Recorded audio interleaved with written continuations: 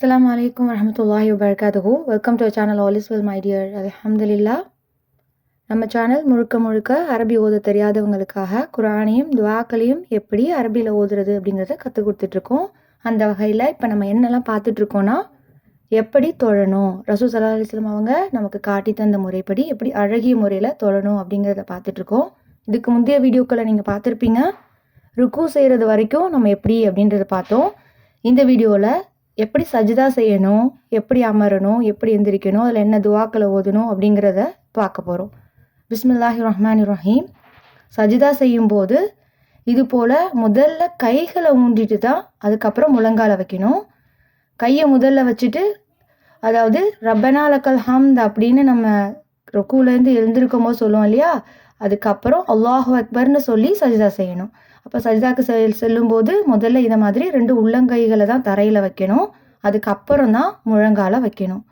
இது ரசூல் ஸல்லல்லாஹு அலைஹி வஸல்லம் சொல்லும்போது, உங்களில் ஒருவர் சஜிதா செய்யும்போது தனது முழங்கால்களை வைப்பதற்கு முன் தனது கைகளை வைக்கட்டும்.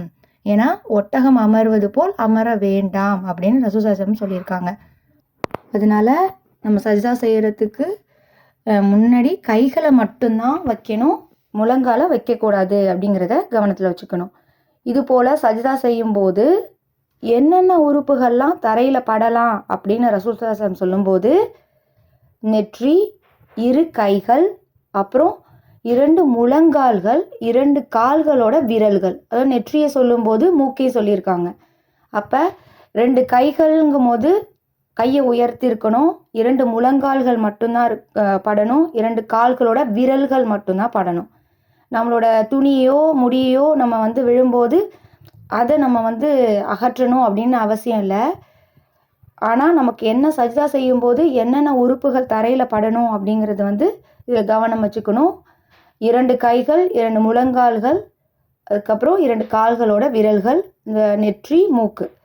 அதுக்கப்புறம் நம்மளுடைய கால் எப்படி இருக்கணும் அப்படின்னு சொன்னால், கால் விரல்கள் இதே மாதிரி வளைத்து கிப்லா திசையை நோக்கும் விதமாக இருக்கணும். இந்த கைகளை பார்த்தீங்கன்னா தெரிஞ்சிருக்கும். இதே மாதிரி 2 கைகளையும் அகற்றி வைக்கணும். நம்ம உடம்போட ஒட்டுன மாதிரி வைக்கக்கூடாது. அது திருப்பி சொல்கிறேன். ரப்பனா லக்கல் ஹம்துன்னு ருக்குலேருந்து எழுந்ததுக்கு அப்புறம் சொல்லிட்டு அல்லாஹு அக்பர்னு சொல்லி சஜிதா செய்ய போகிறோம். சஜிதா செய்கிறதுக்கு என்ன செய்யணும்னா, முதல்ல 2 உள்ளங்கைகளையும் தரையில் வச்சுட்டதுக்கு அப்புறம் தான் நம்மளோட மூட்டுக்களை முழங்கால வைக்கணும். ஏன்னா ரசூல் ஸல்லல்லாஹு அலைஹி வஸல்லம் சொல்லும்போது ஒட்டகம் அமர்வது போல அமர வேண்டாம்னு சொல்லியிருக்காங்க. இப்போது சஜிதாவில் எப்படி உட்காரணும், எப்படி உட்காரக்கூடாது அப்படிங்கிறத நீங்கள் தெரிஞ்சிருப்பீங்க. இது வரைக்கும் இது போல் செஞ்சிட்டு இருந்தீங்கன்னா அல்ஹம்துலில்லாஹ், இல்லைன்னா மாற்றிக்கோங்க. சஜிதாவில் என்ன ஓதணும் அப்படின்னா, சுபஹான ரப்பியல் அலா அப்படிங்கிறத ஓதணும். கூடுதலாக சுபஹானக அல்லாஹும்ம ரப்பனா வபிஹம்திக அல்லாஹும்ம மக்ஃபிர்லி அப்படிங்கிற துவாவையும் ரசூல் ஸல்லல்லாஹு அலைஹி வஸல்லம் அவங்க சேர்த்து ஓதியிருக்காங்க.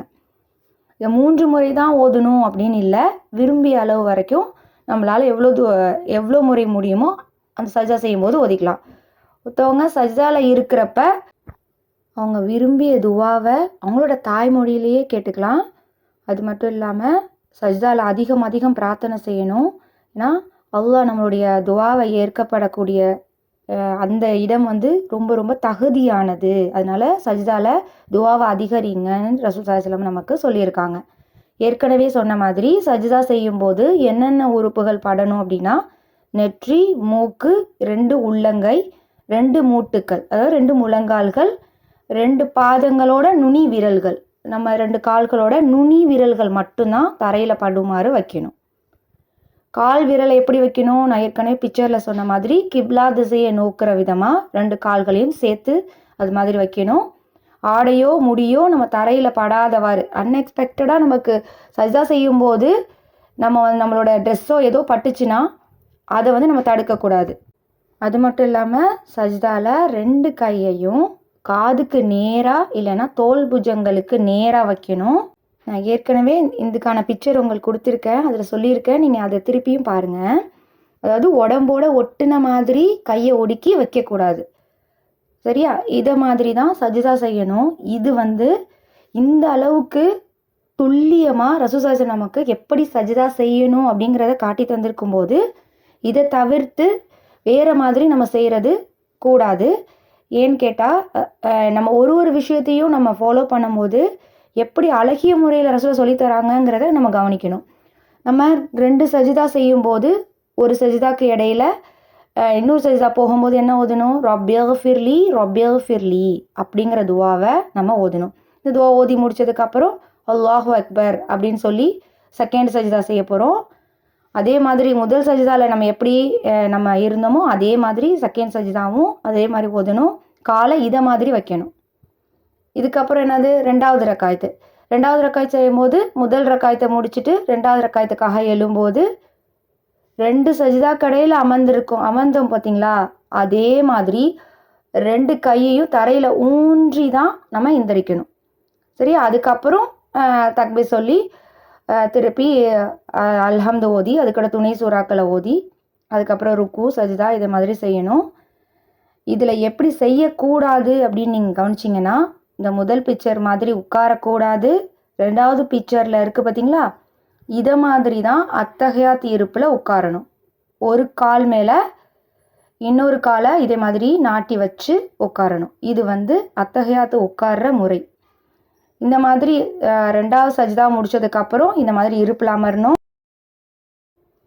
இது கடைசி இருப்பாக இருந்தால் எப்படி உட்காரணும் அப்படிங்கிறத ரசூலா வேறு விதமாக சொல்லியிருக்காங்க. அதை பின்னாடி பார்ப்போம். இப்போ 2வது ரக்காயத்தில் அத்தஹியாத் ஓதும்போது இதை மாதிரி தான் ஒரு காலை மடக்கி அந்த கால் மேலே நம்ம உட்காரணும். சரியா? இது கடைசி இருப்பில். நான் இப்போ சொன்னேன் இல்லையா, அதுக்கு வேறு மாதிரி அமரணும்னு. கடைசி இருப்பில் உட்காரும்போது அந்த ஒரு காலை வெளிப்படுத்தி உட்காரணும். இந்த பிக்சரை பார்த்தா உங்களுக்கு தெரியும். ஸோ இன்ஷா அல்லாஹ் இந்த வீடியோவை நீங்கள் திருப்பி பாருங்கள், அந்த பிக்சரையும் பாருங்கள், நான் சொல்கிறதையும் கேளுங்க. அப்போ உங்களுக்கு தெளிவாக புரியும். இதுக்கு அடுத்தது என்ன பண்ண போகிறோம்? அத்தஹியாத்தில் நம்ம எல்லா விரலையும் மடக்கிட்டு ஆட்காட்டி விரலை மட்டும் நீட்டி அசைச்சு கொண்டு இருக்கணும். இதை மாதிரி ரசூலா அசைச்சு கொண்டு இருக்கத நம்ம பார்த்தேன் அப்படிங்கிறத ஒரு ஹதீஸும் இருக்குது. ஸோ நீங்கள் என்ன பண்ணணும்னா, நம்ம முதல்லேருந்து அத்தஹியாத் ஓத ஆரம்பிக்கும் போதுலேருந்து நம்ம விரலை அசைச்சிட்ருக்கணும். அதாவது ரொம்ப ஃபாஸ்ட்டாகவும் இல்லாமல் ஸ்லோவாகவும் இல்லாமல் ஒரு நடுநிலையான ஒரு விஷயமா. ஓகேவா? அதாவது மீடியமான ஸ்பீடு, ரொம்ப ஸ்பீடாகவும் செய்யக்கூடாது. இதில் நம்ம கவனம் எதில் இருக்கணும் அப்படின்னா, நம்ம அந்த விரல் அசைச்சு அத்தஹியாத் ஓதும்போது நம்மளுடைய பார்வை நம்ம அந்த இடத்துல தான் இருக்கணும். சரியா? இதில் நீங்கள் கவனம் செலுத்துங்க. இன்ஷா அல்லாஹ் இதுக்கு அடுத்தது என்ன துவாக்களை ஓதணுங்கிறத அப்புறம் பார்ப்போம். நம்ம இந்த வீடியோவில் எப்படி சஜிதா செய்யணும், எப்படி உட்காரணும், காலை எப்படி வைக்கணும், எப்படி எந்திரிக்கணும், அதில் என்ன ஓதணும் அப்படிங்கிறத நம்ம பார்த்தோம். அதுக்கு அடுத்தது அத்தஹியாத் இருப்பில் எப்படி அமரணும், கடைசி இருப்பில் எப்படி அமரணும் அப்படிங்கிறதையும் பார்த்தோம். அதுக்கப்புறம் அத்தஹியாத் எப்படி ஓதணும், அதுக்கப்புறம் அந்த இருப்பில் என்னென்ன துவாக்களை ஓதணும் அப்படிங்கிறதையும் நம்ம அடுத்த பார்ட்டாக இன்ஷா அல்லாஹ் பார்க்கலாம். அஸ்ஸலாமு அலைக்கும் வரஹ்மத்துல்லாஹி வபரகாத்துஹு.